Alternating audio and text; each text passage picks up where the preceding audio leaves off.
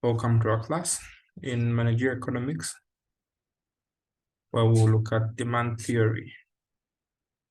Now, before we go about understanding the theory of demand, we must actualize this lesson to our daily speeches and livelihood. So most of the people who discuss the term demand will always confuse it to just a mere desire or a want. When we're discussing demand, it is more than just a desire. It is more than just a want. It must be backed by the ability and the willingness to demand and pay for it. So demand is simply the consumer's willingness and ability to purchase a particular product at different prices within stipulated periods of time. So there's a price, there's a period of time, there's a willingness, and there's ability. And so demand is practically determined by a number of factors. Factors of demand include the price of the commodity. Holding all things equal, we are to understand that demand is usually inversely related with the price, meaning as the price goes up, we'll demand less of that particular commodity. The price of related commodities.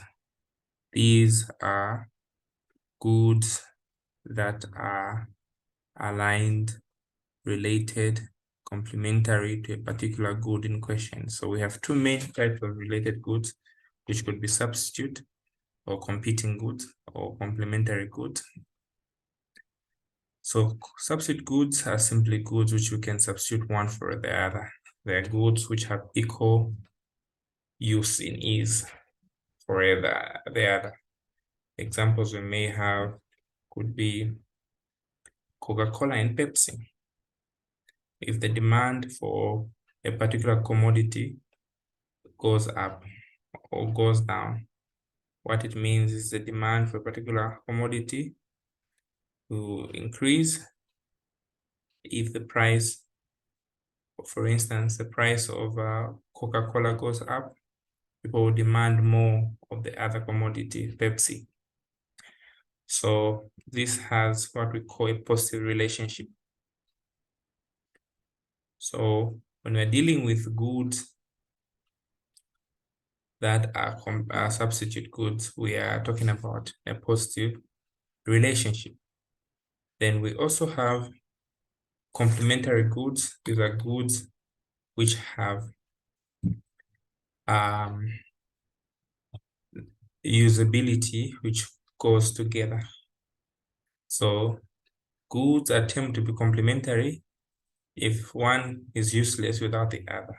For instance, we'll give examples of car and petrol. Without fuel,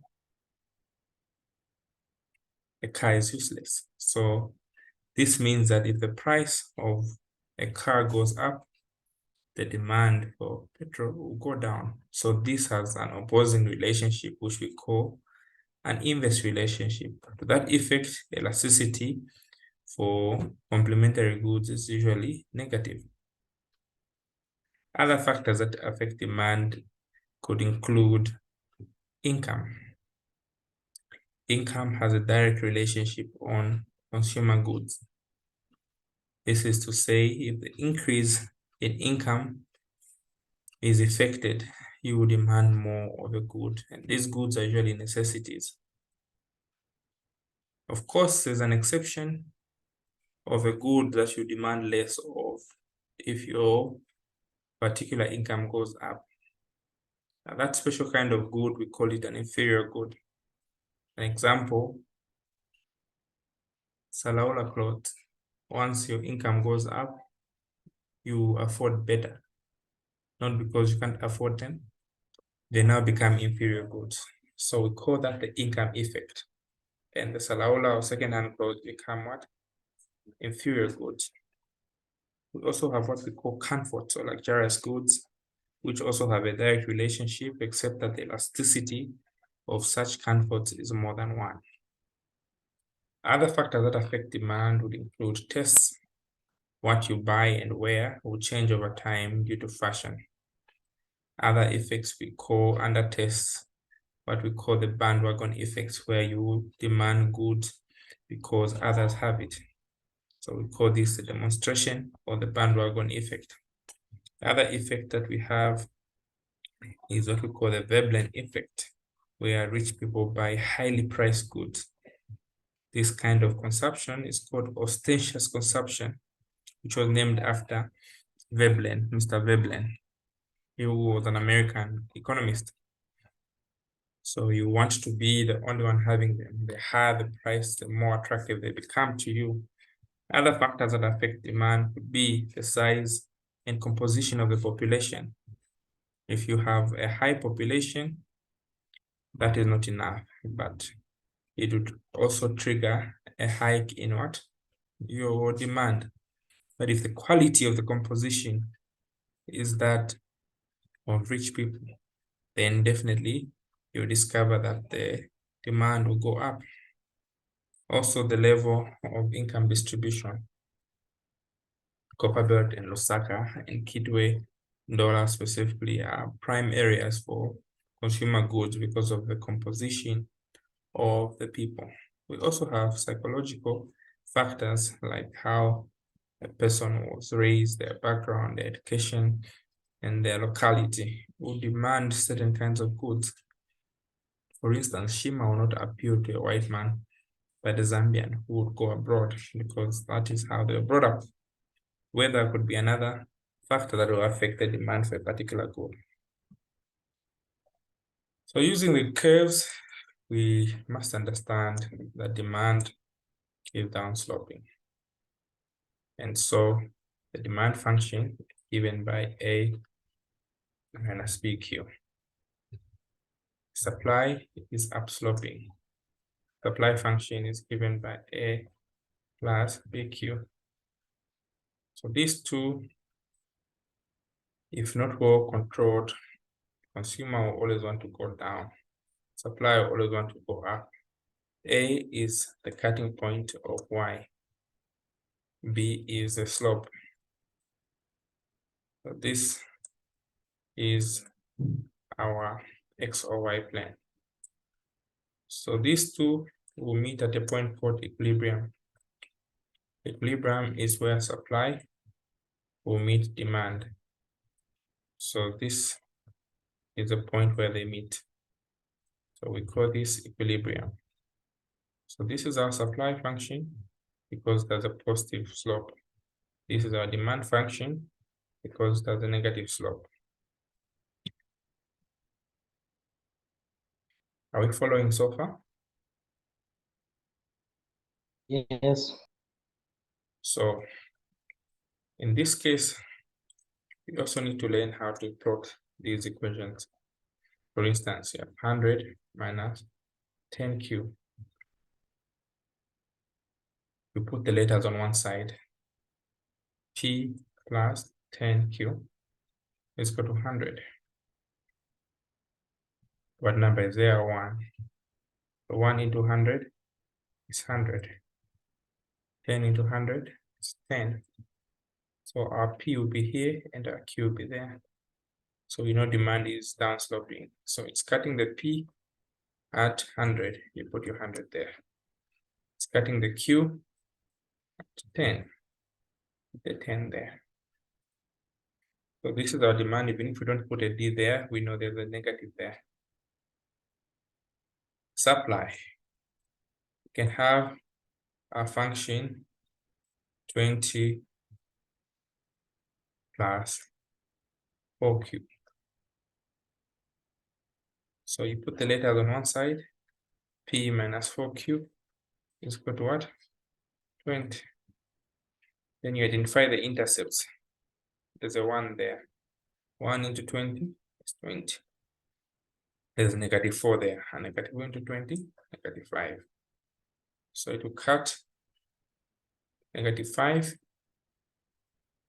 Then the P to cut at what? 20. Which is negative 5. We don't start from the negative just for plotting purposes because we don't have a negative quantity. So this is our supply and this is our demand. The point where they meet is called equilibrium. This triangle here is called the consumer surplus. This triangle here is called the producer surplus. So at equilibrium, supply is equal to demand. So we now need to know the figures that we have here and the figure that we have here. By equating the two equations, what is our supply? NT as 4Q. This is a supply function. What is the demand function? 100 minus 10Q. So 100 is here. When the 20 comes aside, it will subtract. 4Q is here. The 10 comes there, it adds. So here we have 14. And there we have 80. So what we now divide. When you divide, what are you getting?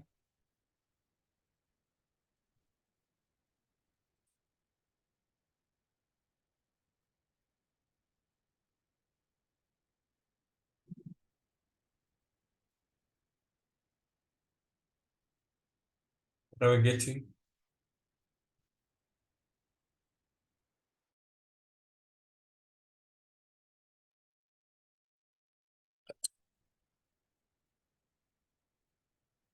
$14 into 80 Q.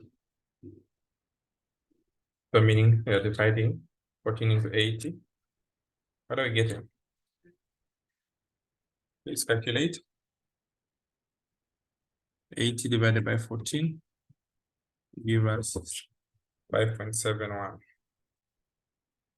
So Q will be 5.71. So put here 5.71. And P, we substitute this in any of these two.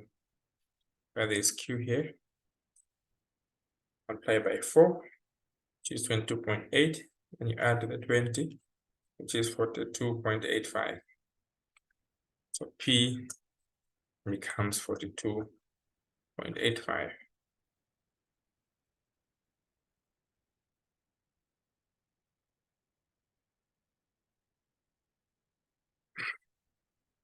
A6, the nearest whole number. So that is how we find our equilibriums. Okay, so in the event that you're given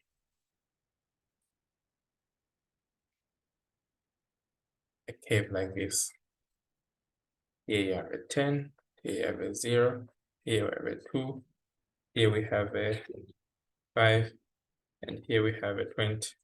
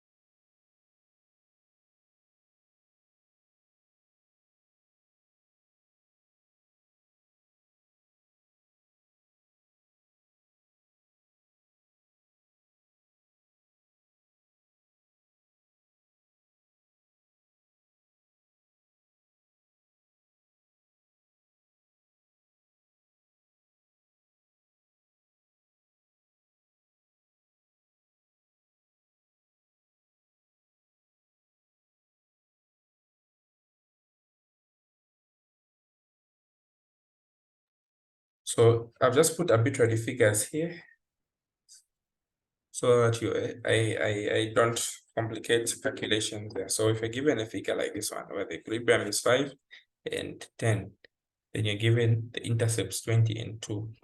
So the distance from here to here, 20 minus 5 is a 15. The distance from 0 to 10 is a 10 there.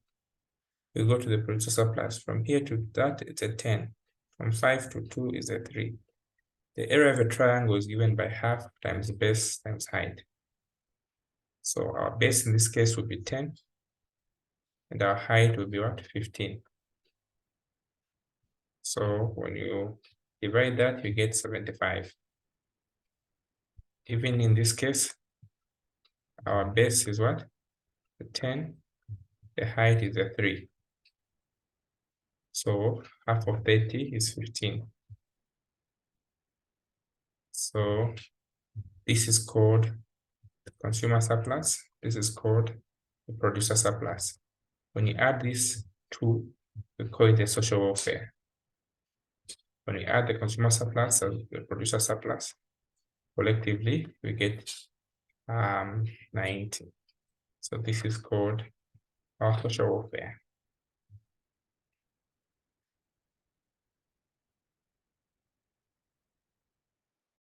Are we following? Yes.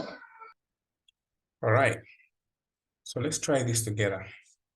A given P is 100 minus 2Q. And P is 10 plus 3Q. So how do we plot this? Equilibrium.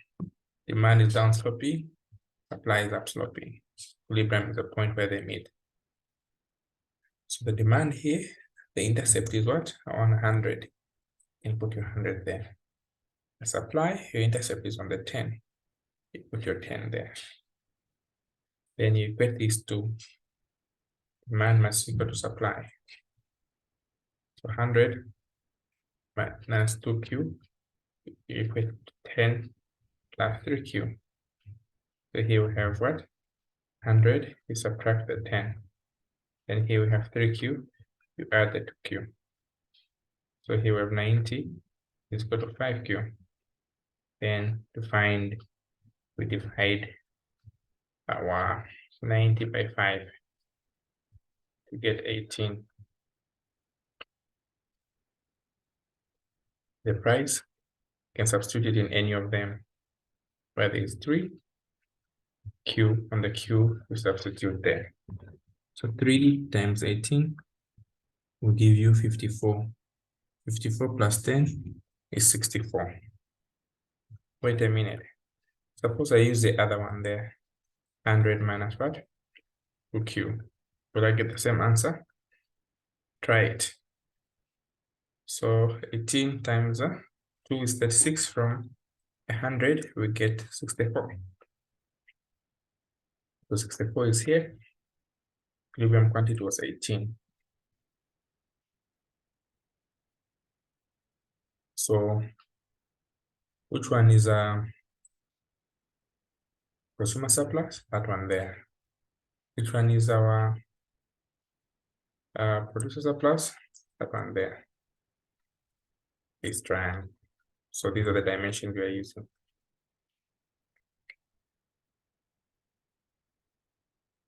Right, so the distance from here to here is 36. The distance from here to here is 18. Distance from here to here is 54. Distance from here to here is still 18.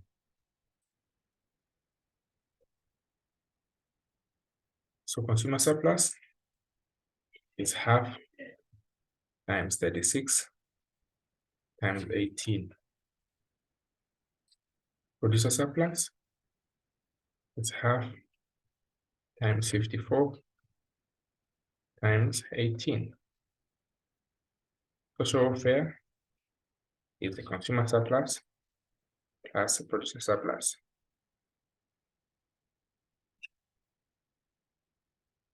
So 0.5 times 36 times 18. So this is 324. 0.5 times 54 times 18. I'm using 0.5 because same as what? Half. 480 what? 6. And when I add 324, it gives me 810. That is my social welfare. Are we following? Yes. Okay. Now there are times when things go a little bit haywire. There's what we call a price seal.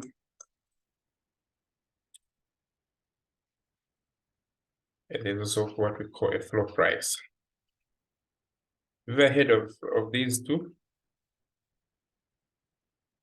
A price seal and a floor price. You heard government talking about the floor price. What is price ceiling?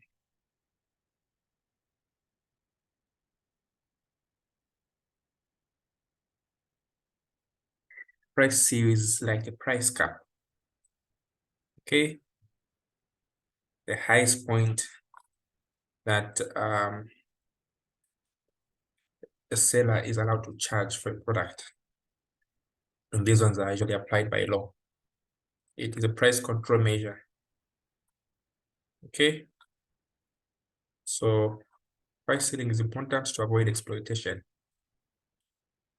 Let me just take you to some online right so that I can explain more. So price ceiling is simply the mandated maximum price that a seller is allowed to charge for a service. It's usually set by law and is applied on staple foods like maize and also energy and the fuel that we're talking about. It is essentially very important for government to control the prices. Are you able to hear me? Yes. It is very important for government to control the prices to avoid exploitation. So usually government will set a charge for a good, and this is what usually imposed on the consumer. The opposite is what happens with the floor price. The floor price, we're talking about a price below which one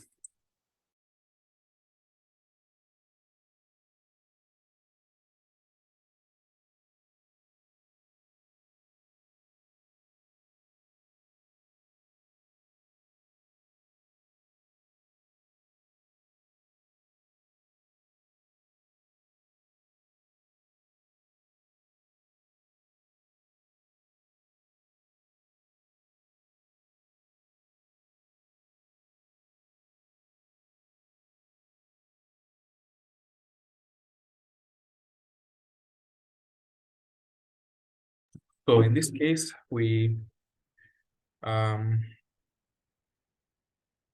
going to look at the floor price. It's a price below which a consumer must not bargain. So consumers are usually wanting to bargain. So you are also being protected. The government is also protecting our sellers from exploitation from you. So price seal, highest price. Floor price, a low price. So this is a price seal. This is a floor price. So this point cap, then we're going to have what? We're going to have this area which is called the deadweight loss. So using figures, suppose we had our equilibrium, we have a 10 there, maybe we have a 2 there, we have a 20, we have a 30, and we have 80 there. And suppose government set a price seal, maybe of 50, which caused your demand to go down to 8, causing the price here to fall to maybe 25. And here we have 40. So we're going to have a new triangle here, X and Y. The distance from 30 to 40 is a 10. The distance from 30 to 25 is a 5. The distance from 8 to 10 is a 2. So meaning we're going to have area of X, 10 against 2, and area of Y, 2 against 5. So half of the base 2 and height 10, giving us what? 10. Half of 2 against 5, giving us a 1, 5. So when you total up these two, X and Y areas, you're going to get a 15. This 15 is called our deadweight loss. This deadweight loss is similar to our social welfare, except that it comes about because of these two interventions. All right. The question can come now as follows to say, suppose your demand is given by 10 minus 0.5, and your price is given as 5 plus 0.5. So suppose a price seal was imposed. This seal was imposed to be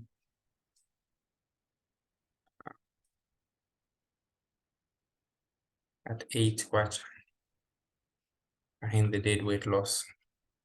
So to start with, you need to learn how to sketch. Demand is downsloping, our supply is upsloping. We calculate so the intercept here for the demand is 10. The intercept for the supply is 5. Remember to know that this is supply because this is positive, demand this is negative. Then the equilibrium, we equate demand to supply.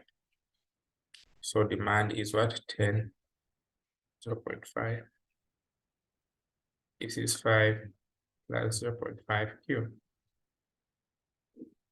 So when this one comes aside, it's 10 minus 5. This one goes aside, 0.5 Q plus 0.5 Q.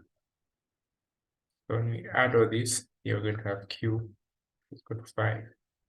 So the equilibrium here is 5. Okay.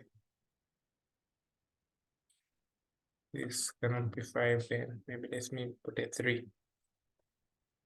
3 goes aside. Will be Q is equal to 10 minus 3, which is 7. Right, so this should make economic sense. So here the intercept cutting at 3, and this is at 7. And we've been given a price seal of 8 kwacha. So 8 kwacha is the maximum they can charge. So we need to know these two prices.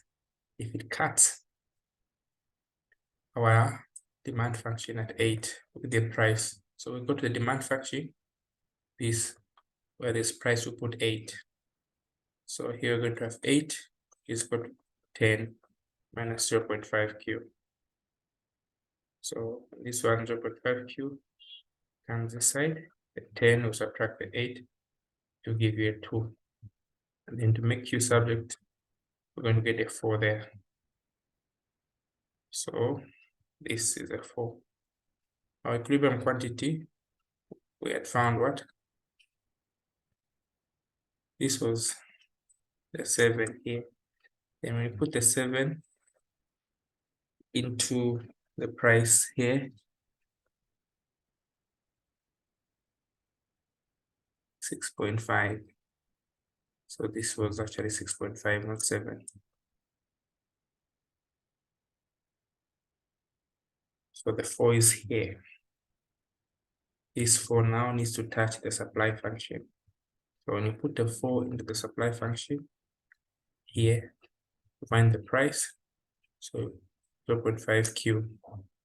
Our P will therefore be equal to 3 plus 0.5 against 4. So this will be half of 4 is 2. 2 plus 3 is 5. So this will be 5 here. So you need to now compute your deadweight X and Y the way I taught you. So it's some cumbersome work that you need to do, but you need to take time. This is very important. So I've talked about the factors that affect demand. I've talked about the law of demand, which simply states that for any normal good, for any price, in normal good, if the price goes up from P1 to P2, quantity demanded will go down from Q1 to Q2. That is what the law of demand says. The law of supply says for any type of good, the price goes up from P1 to P2, the demand will increase from Q1 to Q2. Factors that affect our supply as follows. What factors affect supply? Number 1, availability of raw materials. Number 2, the technology. Number 3, the cost of production. Number 4, supply is affected by technology. Number 5, the government policies, transportation conditions, even the weather will affect supply. So supply is upsloping. So supply graphically looks like this because of the positive relationship.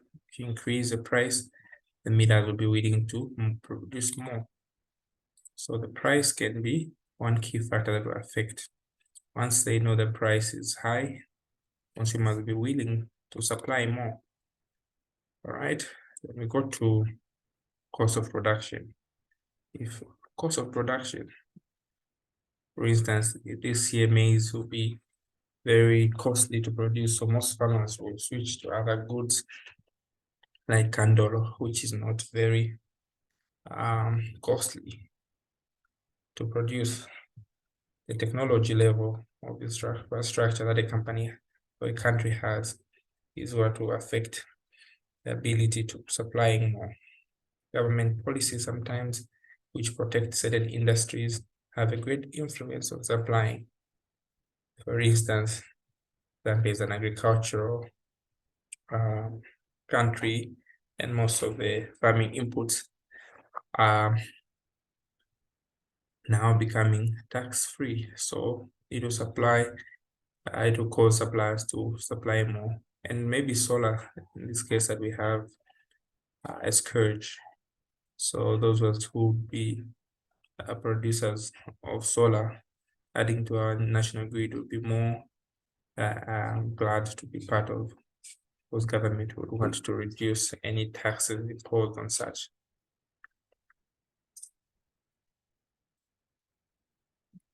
Transportation conditions are also other key factors that will affect the supply. Are we together? Yes. Is everything clear? So basically, what I've just summarized is your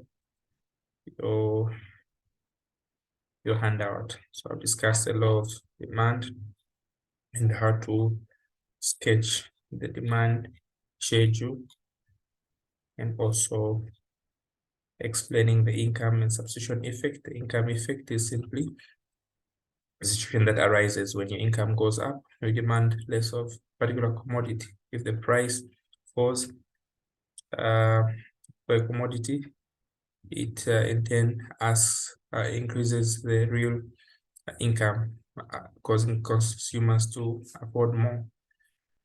Substitution effect is where you are able to switch to a cheaper commodity because of the price fluctuations, especially for substitute goods. Then also the factors that affect demand. I mentioned more than these and explained them all. Also looked at interaction with demand. I must make mention to say the movement along the demand schedule is because of changes in our prices. But where there are changes in other factors, such as income, there will be a cause in the shift. So the demand will either move outwards if your income grows, or if your income shrinks or tests go down, it will shift inwards. So these are movements of the demand schedule. So these are called shifts. If the price changes, we are going to have tilts. So these tilts will be as a result of the prices of one commodity changing because of the other. Equilibrium, I'll explain what happens at equilibrium when demand meets supply. Also, the factors that affect supply, and supply is upsloping. Maybe lastly,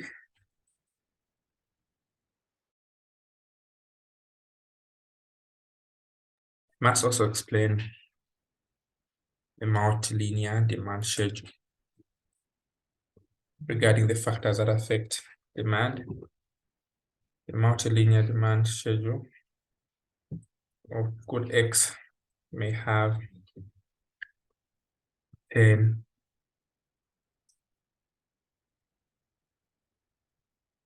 minus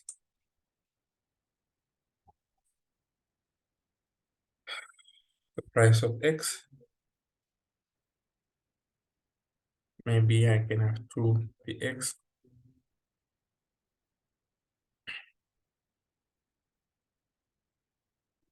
plus 4py plus 5m. And we are told that the price of X is 2, price of X is maybe 3, price of Y is 5, and price of the income is 6.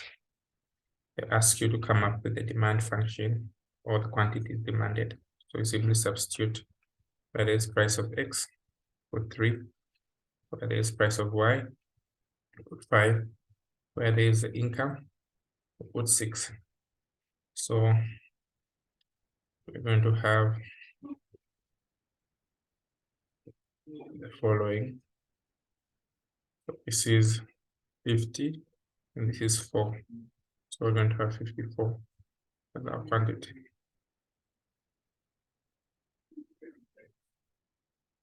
So this is our quantity. Then they ask us to identify the relationship between good X and Y. If the signs are different, like you can see there, we can say these ones are what? Substitute goods. The prices, the sign of good X, sign of good Y, they're different. If there was negative there and negative there, these will be complementary goods. Which brings us to another key topic, which is called elasticity. Elasticity of demand looks at the responsiveness of demand. So if Q in terms of P is subject to the formula, the elasticity of good X is called on price elasticity. It is simple. You just find the intercept. Then B, you multiply the price over the quantity. If it is from one good X to good Y, we call this cross price elasticity.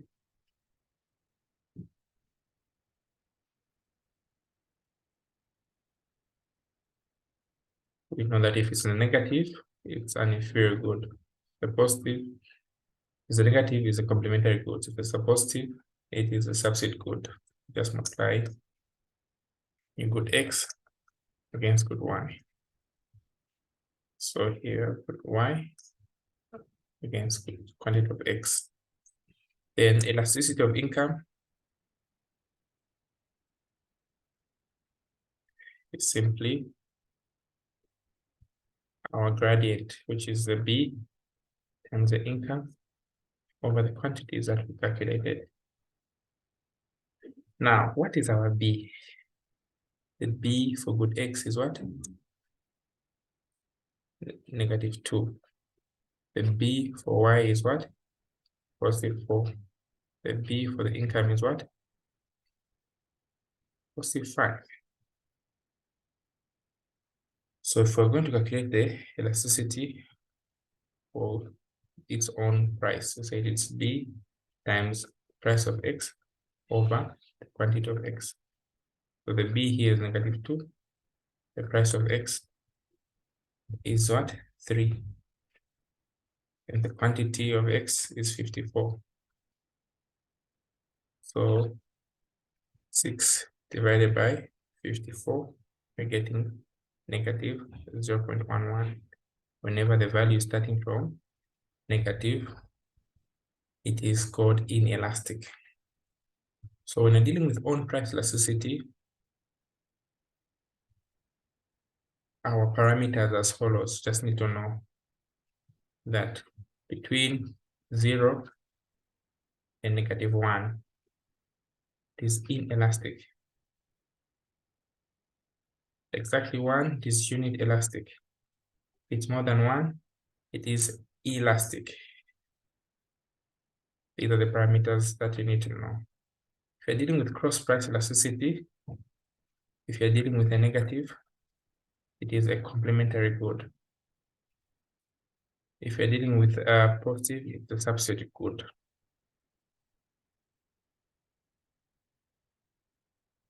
And finally, if we're dealing with income elasticity, it's a negative, it's an inferior good.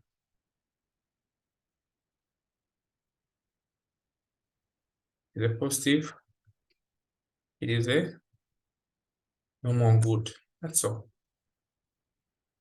So these benchmarks here, we got -0.11. So this is inelastic. Then we go to cross price elasticity, simply price of y over the units of x. So elasticity, let's go to the gradient here, we have +4. The price of y is 5 and over 54. So this is 20 divided by 54 gives us 0.37. It's a positive answer. So this under cross price elasticity, we say it's what? It's a substitute good.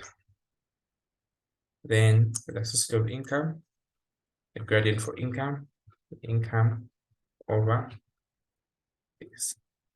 So our gradient for income is 5. Then the actual income is 6 over 54. So that is 30 over 54, which will give us positive 0.55.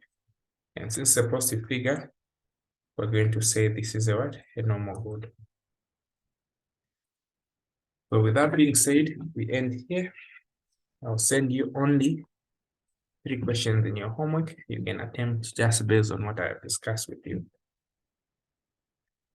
So we end here. Have a good day. Okay, thanks.